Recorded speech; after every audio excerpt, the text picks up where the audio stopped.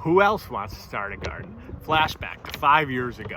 Between work, twins, a crazy lab named Uno, miss you buddy, and all the other obligations, I still had a passion for gardening. For the previous 3 years, I tried growing in my suburban backyard. However, like most urban suburban yards, there's only about 2 to 6 inches of good topsoil. During this time, I pulled an okay at best harvest, and the garden was an eyesore.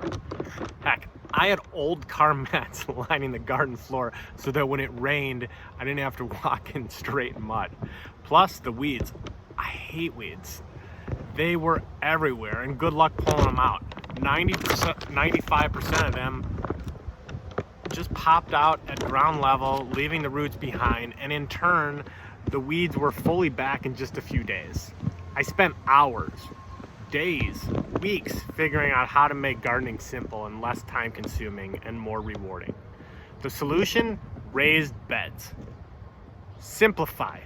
The first thing you need to do when setting up a garden is select a location. There are 7 things to consider when picking a location. Number 7, rodents. Use any established boundaries to protect from these rabbits and squirrels or any other rodents that you might have. So when you're selecting a site, use these 7 points to simplify your raised bed gardening location selection. Click the follow button on YouTube so you make sure you get all my latest videos, and share this with others who are thinking of starting a garden of their own. Also, click on the link in the description to get a free copy of my summer gardening ebook and or a copy of my tomato seed starting simplified instructions. Thanks for watching. This is Jason with Suburban Gardening, where the goal is a simplified gardening.